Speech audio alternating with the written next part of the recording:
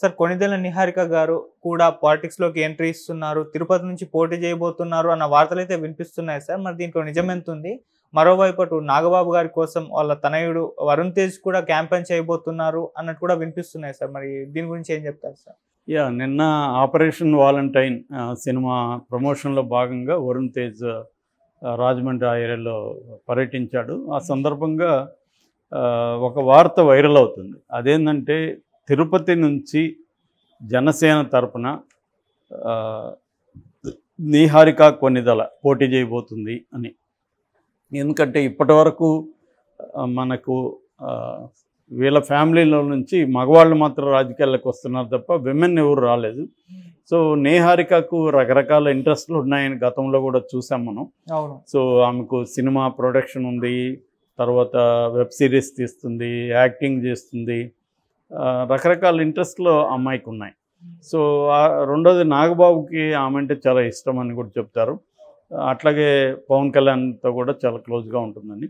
So ఆమెను రాజకీయాల్లోకి దించితే కొంత విమెన్ ఒకటి, రెండోది తను డైనమిక్గా ఉండగలదు, మాట్లాడగలదు, కాబట్టి ఖచ్చితంగా గెలిచే అవకాశం ఉంది. తిరుపతి పైగా సెంటిమెంటల్గా చిరంజీవిని గెలిపించిన నియోజకవర్గం.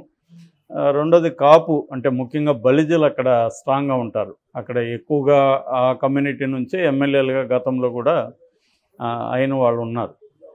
సో అందుకని ఇప్పుడు పొత్తుల్లో భాగంగా తిరుపతి జనసేనకు కానీ వస్తే తిరుపతి నుంచి ఈ అమ్మాయిని పోటీ చేద్దామనేది ఒక ప్లాన్గా చెప్తున్నారు.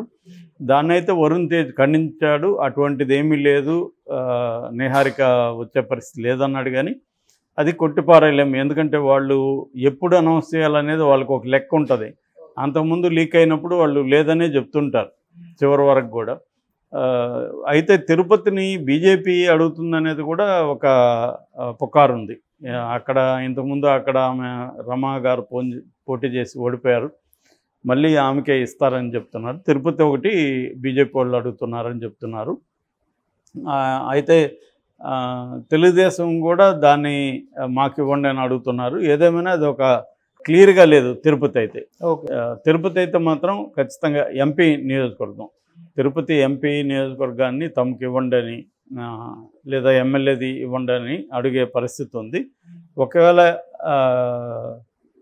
ఇస్తే మాత్రం ఈఎంఐని నిలబెట్టే ఇది ఉంది. అది ఒక అంశం. రెండవ అంశం క్యాంపెయిన్కి వరుణ్ తేజ్ కానీ మిగతా వాళ్ళు వస్తారా, దింపుతారా అనేది.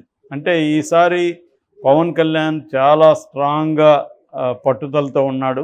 ఎట్టి పరిస్థితుల్లో ఈసారి మనం కనీసం ఒక 10 మంది ఎమ్మెల్యేలతో జనసేన అసెంబ్లీలోకి అడుగుపెట్టాలి నేను.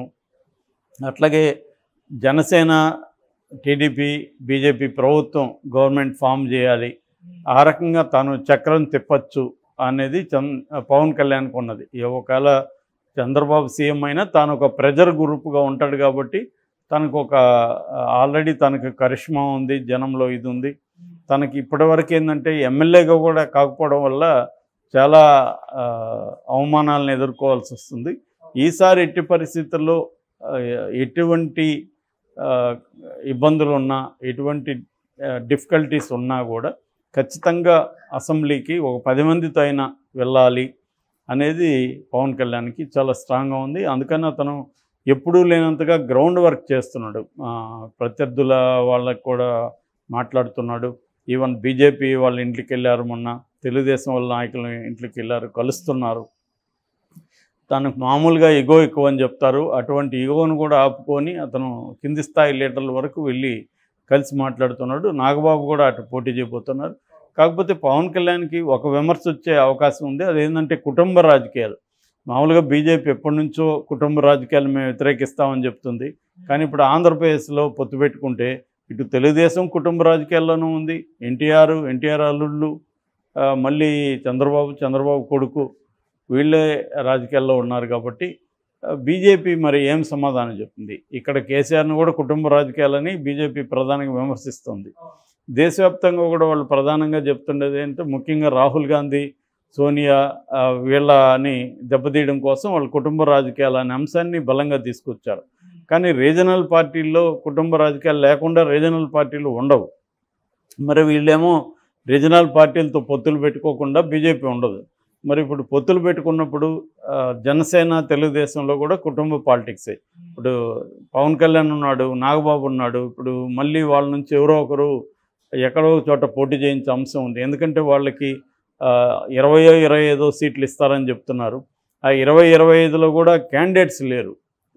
జనసేనకి బలమైన గెలుస్తారనుకున్న క్యాండిడేట్స్ లేరు.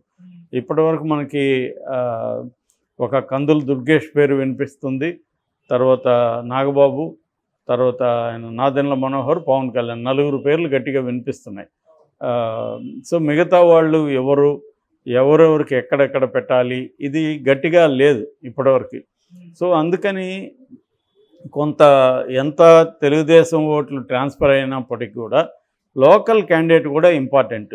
ఎందుకంటే దాన్ని ఆర్గనైజ్ చేసుకోవాలి, అనేక గందరగోళాలు వ్యతిరేకతలు ఉంటాయి, వాటన్నిటిని చార్ట్అవుట్ చేసుకొని యూనిఫైడ్గా వెళ్ళాలి. చాము ఒక కరిష్మా పవన్ కళ్యాణ్ పనికి రావచ్చు కానీ అది సరిపోదు.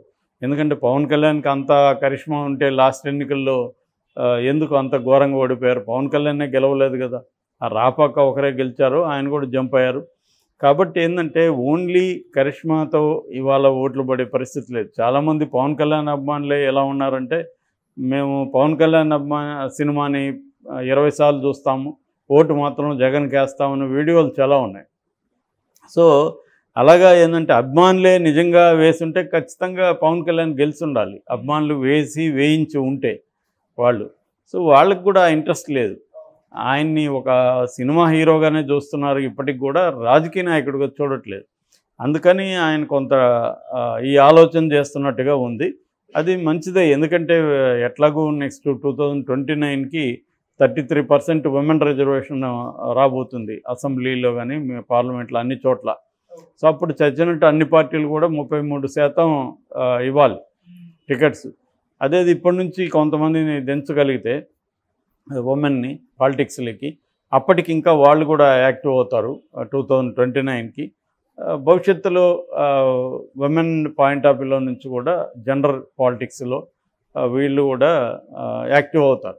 అలాగే ప్రతి పొలిటికల్ పార్టీ ఇప్పుడు విమెన్ని కూడా ఇప్పటి నుంచి ఎలా రెడీ చేసుకోవాలన్న ఆలోచనలో ఉంది. ఎందుకంటే ఖచ్చితంగా ఇవ్వాలి కాబట్టి ఇప్పటి నుంచి వాళ్ళని గ్రూమ్ చేసుకుంటే వాళ్ళు లాయల్గా తమ్ముకుంటారు, పైగా లీడర్లుగా ఎదుగుతారు. ఎందుకంటే లీడర్షిప్ అనేది ఒక రోజులో రాదు కదా. సో లీడర్లుగా ఎదగాలంటే వాళ్ళకి ముందు విజిబిలిటీ ఇంపార్టెంట్. ఎప్పుడైనా పాలిటిక్స్లో విజిబిలిటీ అనేది చాలా ఇంపార్టెంట్. సరే అలా విజిబుల్గా వీళ్ళని తీసుకొద్దామన్న ఆలోచన జనసేనకు కూడా ఉన్నట్టుగా మనం అర్థం చేసుకోవచ్చు. ఆ రకంగా రేపొద్దున చిరంజీవి వాళ్ళ అమ్మాయిలు కూడా ఎవరన్నా రావచ్చు, లేదా ఇప్పుడు నాగబాబు అమ్మాయి అయితే ఇప్పుడు ఇమీడియట్గా అమ్మాయికి ఇంట్రెస్ట్ ఉంది. రేపొద్దున చిరంజీవి కూడా బీజేపీ రాజ్యసభ సీటు ఆఫర్ చేస్తుందని జనసేన నాయకులే ఇంటర్వ్యూలలో చెబుతున్నారు. ఆ రకంగా చెప్పినప్పుడు రేపు ఈ కూటమి తరపున చిరంజీవి కూడా క్యాంపెయిన్ చేసే అవకాశాలు ఉన్నాయి. అట్లాగే చిరంజీవి తరపున లేకపోతే జనసేన కోసం వరుణ్ తేజ్ కానీ మిగతా చిరంజీవి కాంపౌండ్లో ఉండే హీరోలు చాలామంది ఉన్నారు. సో ఒక ఆల్మోస్ట్ డజన్ పైన ఉన్నారు. సో వాళ్ళందరిలో మెయిన్గా కొంతమందిని దింపే అవకాశాలు కూడా ఉన్నాయి. ఎందుకంటే స్టార్ క్యాంపెయినర్ పవన్ కళ్యాణ్ ఒకడే స్టేట్ అంతా తిరగలేడు. పవన్ కళ్యాణ్ ఏంటంటే చంద్రబాబు కూడా పవన్ కళ్యాణ్ ఉపయోగించుకునే ఆలోచనలు ఉన్నాయి. కాబట్టి వాళ్ళ ఫ్యామిలీ నుంచి రాజకీయాల్లోకి ప్రత్యక్ష రాజకీయాల్లోకి దింపాలనే ఆలోచన పవన్ కళ్యాణ్కి ఉన్నట్టుగా తెలుస్తుంది. నాగబాబుకు కూడా ఇంట్రెస్ట్ ఉంది, అమ్మాయికి కూడా రాజకీయాల పట్ల ఆసక్తి ఉందని చెప్తున్నారు. సో ఆ రకంగా వస్తే మాత్రం ఒక డ్రాస్టిక్ ఇదే అని చెప్పొచ్చు. ఆల్రెడీ అమ్మాయి ఫర్ రాంగ్ రీజన్స్ పాపులర్ అయింది. అంటే పబ్బుకి వెళ్ళడం, లేకపోతే చైతన్య జనాల్ గారితో విడాకులు, ఇటువంటి కారణాల వల్ల అమ్మాయి పాపులర్ అయింది. కానీ బట్ తనకి క్లియర్గా మాట్లాడడం, ఒక అంశాలని పట్ల అవగాహన ఇవన్నీ ఉన్నాయి. సో కాబట్టి అమ్మాయి రాజకీయాల్లోకి వచ్చే అవకాశం కనిపిస్తూ ఉంది.